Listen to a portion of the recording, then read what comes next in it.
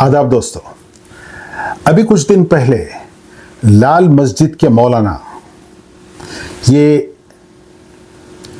मुशर्रफ के ज़माने में काफ़ी एनार्की क्रिएट कर दिए थे और काफ़ी बच्चे इनके मदरसे के जाँ बहक हो गए थे।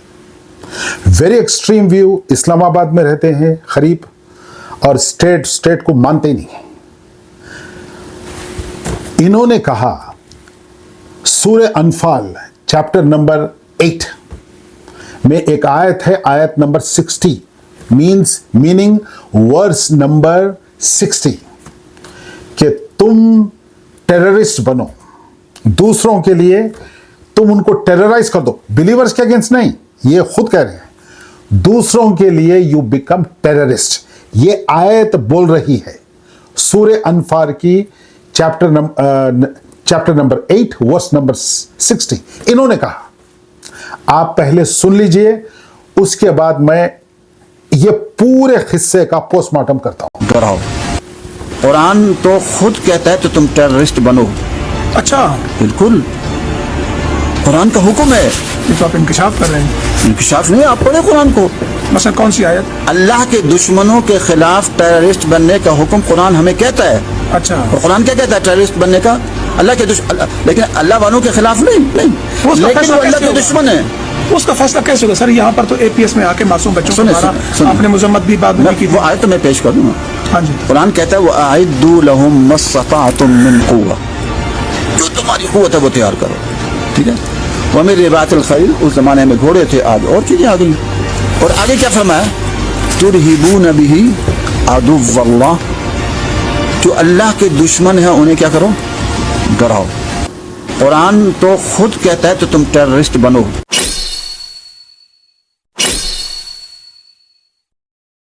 अब आपने सुन लिया।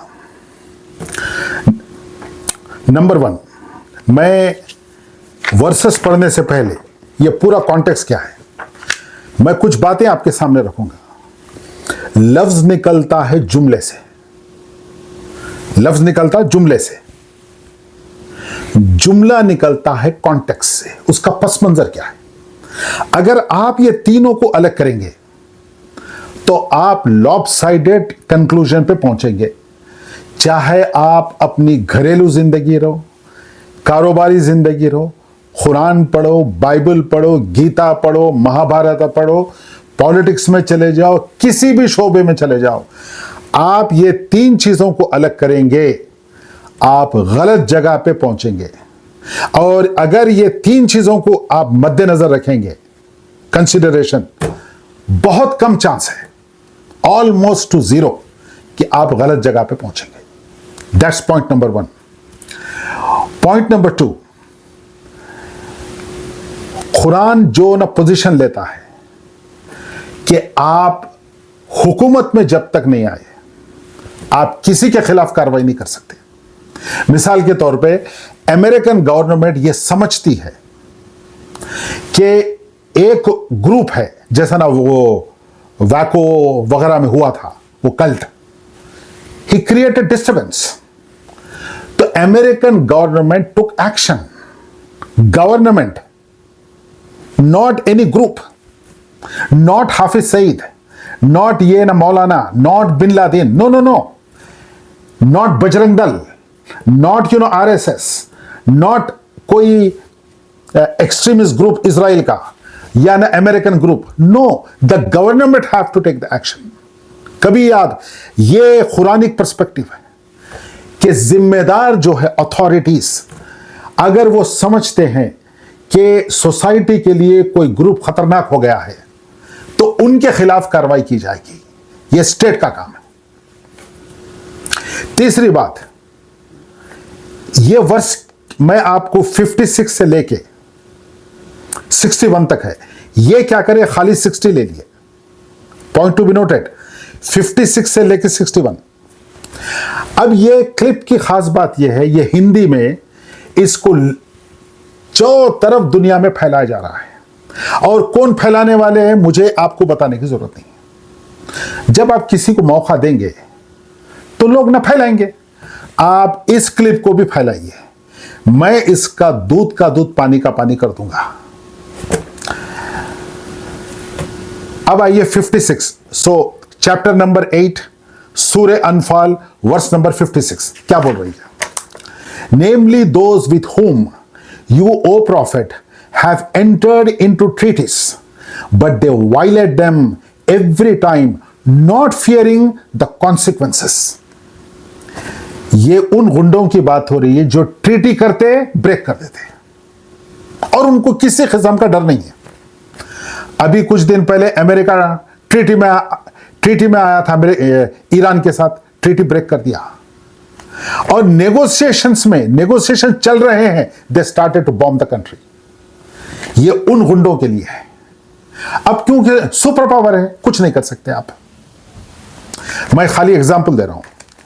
अब आइए 57, if you ever encounter them in battle make a fearsome example of them so perhaps those who would follow them may be deterred. जब आप बैटल ग्राउंड में इनसे मुकाबला होगा तो पनिश देम हार्ड। उसकी वजह यह है कि other should take the example. आप ट्रीटी ब्रेक नहीं कर सकते, बिट्रे नहीं कर सकते, आपको लड़ना है, मैदान में आइए आप।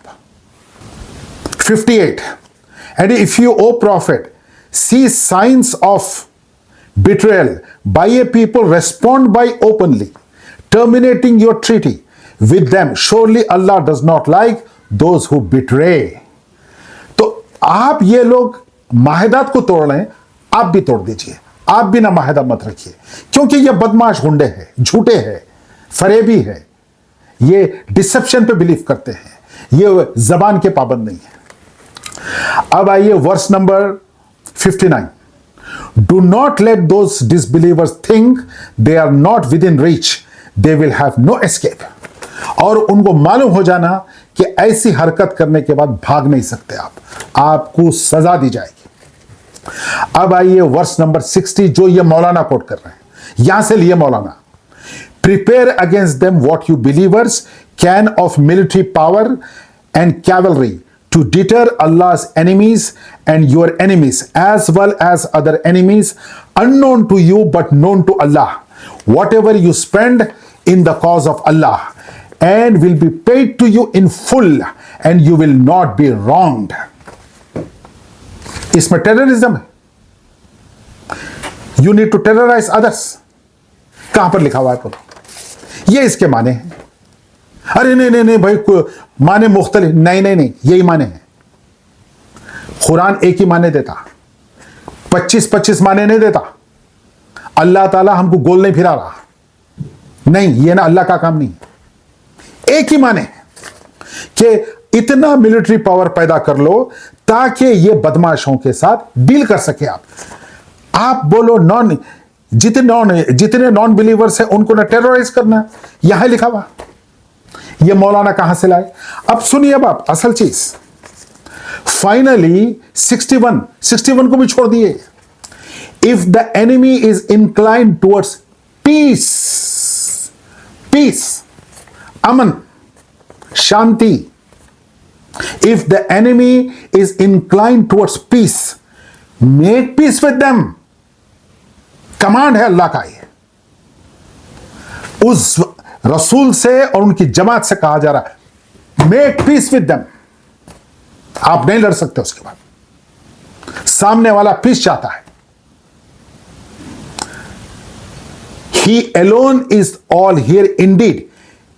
No, sorry, if the enemy is inclined towards peace, make peace with them and put your trust in Allah. Indeed, He alone is all hearing and all knowing. देखिए आप, मकसद क्या है? पीस। और अगर वो पीस चाहते हैं, पीस दे दो और अल्लाह पे भरोसा रखो। कितनी सिविलाइज्ड मिलिट्री कैंपेन है बताइए आप। इससे ज्यादा सिविलाइजेशन दुनिया में देख सकते हैं आप। Create fear among who? गुंडों में, बदमाश में, मवालियों में, जो सोसाइटी को डिस्टर्ब कर रहे हैं। फसाद फिल अर्थ मतलब अर्थ मतलब जमीन में जो फितना क्रिएट करते हैं, पूरी सोसाइटी को डिस्टर्ब कर देते हैं। यह है इसका पूरा पस मंजर। तो जुमला लिया जाता है पैराग्राफ से या एक सेंटेंस से, सेंटेंस लिया जाता है पस मंजर से। यह है, आप मेहरबानी करके इसको फैलाइए, क्योंकि इतना फैलाया जा रहा है इसको, मुझे कई जगह से आ रहा है। तो आप इसको चप्पा चप्पा अपने नॉन मुस्लिम फ्रेंड्स, हिंदू, मुस्लिम, क्रिश्चियन जो भी होंगे। हां, और एक बात मैं ना भूल ना जाऊं, अगर ये फसादी मुसलमान है तो मुसलमानों के साथ भी ऐसा डील किया जाएगा। ये कोई मजहब वजहब नहीं, ये मामला है सोसाइटी एज ए होल। कोई डिस्टर्ब नहीं कर सकता सोसाइटी को, कोई भी हो जाए, दुनिया के किसी भी मुकाम पे हो जाए। और मैं पूरे ग्रुप्स का नाम ले लिया हूं, चाहे वो बजरंग दल हो, चाहे वो हाफिज सईद हो, चाहे वो वैको का गुंडा हो या जूइश एक्सट्रीमिस्ट हो, कोई हो, कुरान इज ब्लाइंड है। जो जमीन में फसाद बर्पा करेगा उसके साथ इसी तरह डील किया जाएगा। अमेरिका यही करता, भारत यही करता, पाकिस्तान यही करता, सऊदी अरेबिया यही करता, रशिया यही करता, हर कंट्री यही करती, हर अथॉरिटी ये करती।